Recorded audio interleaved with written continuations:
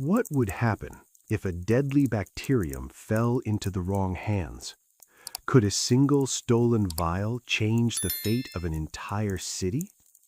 Welcome to Classic Storytime Hub. Tonight's story is The Stolen Bacillus by H.G. Wells, a classic story reimagined and retold for the modern age. "This again," the scientist muttered, sliding a glass slide beneath the microscope. "Behold, the infamous cholera germ." The visitor leaned in, pale and uneasy. His hand hovered weakly over one eye, unused to such sights. I see almost nothing," he admitted, voice tinged with discomfort. "Try this knob," the scientist suggested. "A slight twist, just a fraction one way or the other. Eyes are different. Some catch what others miss." "Ah, now I see," the man whispered, leaning closer. "Tiny streaks, threads of pink, hardly anything at all. And yet, those microscopic specks, so fragile, could erupt and wipe out a city. Incredible." He straightened, carefully lifting the slide to the light streaming through the window. "Barely visible. Are these alive? Dangerous?" "They've been stained, killed," the scientist said with a dry shrug. "I wish we could do that with every one in existence." The visitor's lips curved into a faint, almost unsettling smile. "I take it you'd rather not have the real thing around, active and living." "On the contrary," the scientist replied, moving to a shelf and picking up a small sealed vial. "This is it, the genuine article, a living culture, cholera in its raw, deadly form, bottled death, so to speak." For a fleeting moment, a glimmer of dark fascination crossed the visitor's face. "Dangerous, intoxicating," he murmured, eyes locked on the tiny tube as if it held some forbidden treasure. The scientist observed him carefully. This man, arriving that afternoon with a simple note from an old acquaintance, was unlike any visitor he had ever entertained. Lanky black hair, piercing gray eyes, a nervous, restless energy, so different from the composed, rational minds he usually encountered. There was a raw, almost eerie thrill in watching someone so alive to the peril before him, and the scientist could not resist emphasizing the lethal beauty of his subject. He turned the tiny vial over in his fingers, eyes narrowing as if weighing the power contained within. "Here," he murmured, "lies death itself, imprisoned in a sliver of glass. Imagine, drop this into a city's water supply. Tell these invisible specks, invisible even under the mightiest microscope, invisible to taste and smell, tell them to multiply, to spread, and death, silent, relentless, unimaginable, would surge through the streets. Husbands torn from wives, children from mothers, leaders from their posts, workers from their daily toil. No home, no fountain, no well would escape. It would seep into iced drinks, hide in salads, creep into horse troughs, lie in wait in public fountains. Once unleashed, it would find every crack, every forgotten cistern, and before we even realized, the city would be shattered, its lifeblood poisoned." He paused, sensing the weight of his words, the dark fascination in his own tone. Then he added lightly, almost brushing it off, "But here, in this vial, he is quite safe." The visitor nodded slowly, eyes glinting with a strange, eager fascination. He cleared his throat, voice low and sharp. "Those so-called anarchists, fools, blinded by bombs, ignorant of what's truly within reach." A soft knock at the door interrupted them. A gentle tap, a whisper of nails. The bacteriologist opened it. "Just a moment, dear," his wife murmured. When he returned, the visitor glanced at his watch, a flicker of impatience on his pale face. "I had no idea so much time had passed," he said, checking the clock. 12 minutes to 4. I should have left 3:30, but your work utterly compelling. I cannot stay another moment. An appointment awaits me at 4. He departed swiftly, gratitude murmured in his voice, leaving the scientist to follow him to the door. Alone again, the bacteriologist walked back along the corridor, mind racing. Who was this man? Not a typical European, not the usual type he studied. something entirely different, morbid, obsessed. How he reveled in those living cultures, he whispered to himself, a chill crawling up his spine. A sudden unease struck him. He darted to the bench by the vapor bath, then the writing table, patting down his pockets in growing panic. "Did I leave it on the hall table?" he muttered, heart quickening. "Minnie!" he shouted, his voice raw and urgent, echoing down the hall. "Yes, dear?" came her calm, distant reply. "Did I have something in my hand when I spoke to you just now?" A pause. "Nothing, dear. I remember." "Blue ruin!" the bacteriologist roared, cutting her off, and bolted from the house. Hatless, slipperless, carpet slippers flapping, he hurtled down the front steps and into the street. Minnie, alarmed by the violent slam, rushed to the window. Below, a slender figure was sliding into a waiting cab. Her husband ran after him, wild gestures flailing, one slipper lost along the way. But he never slowed. "He's gone mad," Minnie whispered, aghast. "All that horrid science of his."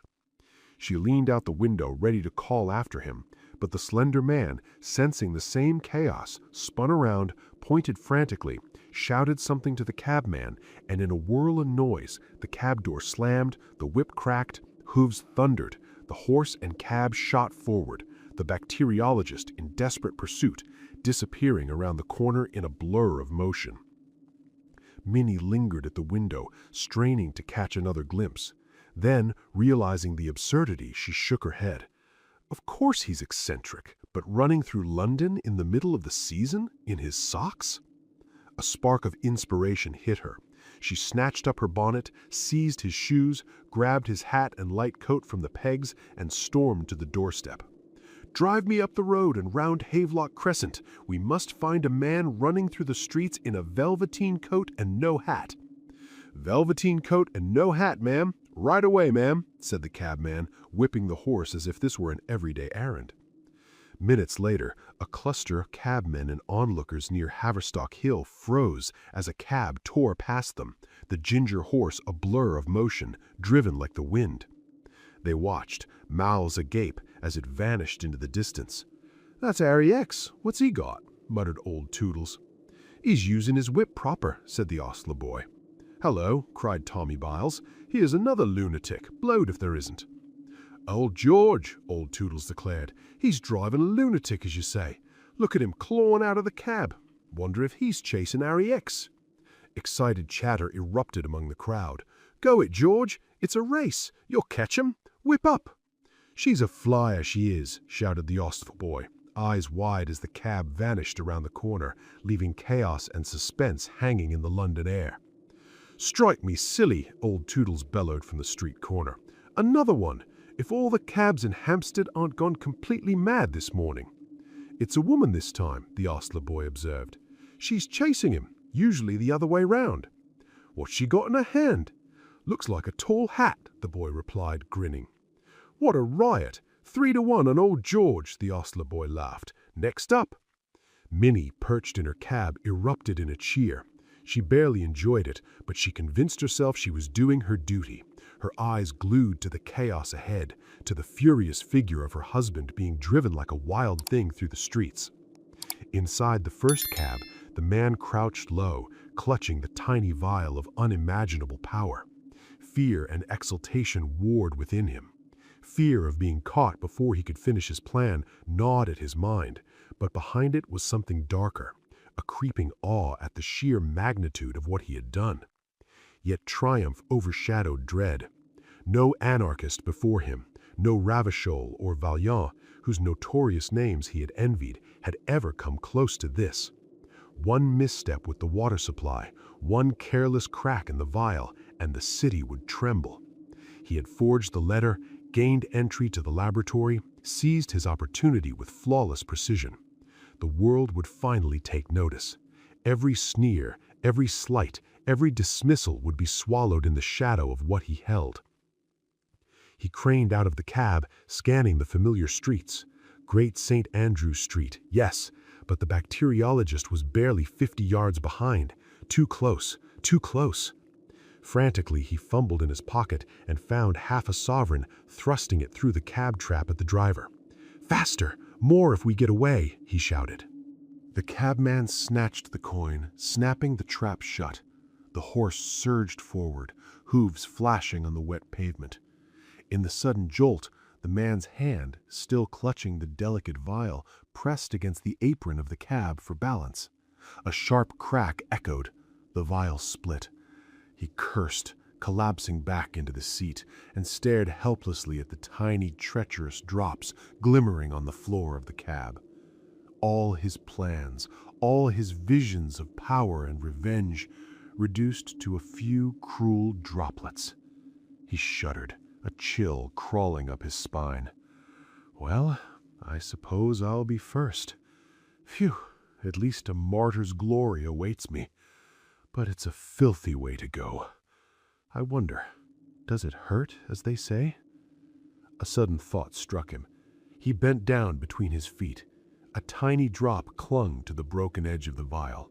Without hesitation, he drank it, just to be certain. Better to be sure than fail. Then, a realization dawned. There was no longer any need to flee. In Wellington Street, he motioned to the cabman to stop and stepped onto the pavement, legs shaky, head light. The cholera was swift, relentless. Arms folded across his chest, he waited. A tragic figure poised for death, exuding a strange dignity born from his own doom. When the bacteriologist arrived, peering curiously from his cab through thick spectacles, the man laughed, defiant and wild. "Vive l'anarchie! You are too late, my friend. I have drunk it. The cholera is loose." The scientist blinked, intrigued rather than shocked. "You've drunk it, an anarchist," he said, the corner of his mouth twitching with a faint smile. He hesitated, then opened the cab's apron, ready to step out, but the anarchist waved dramatically and strode off toward Waterloo Bridge, brushing past passers-by with deliberate menace. The bacteriologist barely noticed Minnie appear on the pavement with his hat, shoes, and coat. "Very good of you to bring these," he said absently, eyes fixed on the retreating figure of the anarchist. "You'd better get in," he murmured, still lost in thought. Minnie, now convinced of her husband's madness, guided the cab home on her own authority. "Put on my shoes? Certainly, dear," as the cab turned, the black, strutting figure shrinking in the distance. A sudden absurdity struck him, and he laughed. But then he sighed, gravely serious. "You see, that man came to my house under the guise of curiosity, an anarchist. Don't faint. If you do, I can't tell the rest. I meant only to astonish him, showing off a new bacterial culture I'd been studying, the species that stains monkeys blue. I foolishly claimed it was Asiatic cholera, and he ran off with it, intending to poison London's water. He could have made the city blue, like those poor creatures. Now he's swallowed it. What happens next I cannot say, but all the trouble of preparing more will fall to me." He paused, then shook his head at the absurdity of the day. "Put on my coat on a sweltering day? Because we might meet Mrs. Jabber? My dear, she isn't a drought. But very well." And thus the story ended. If you liked this journey into the worlds of classic literature, do not forget to support us by subscribing so we can tell you more. And hey, if there's a classic tale you'd love to hear, told in this suspenseful style, drop its name in the comments below. Your suggestion might be our next chilling adventure.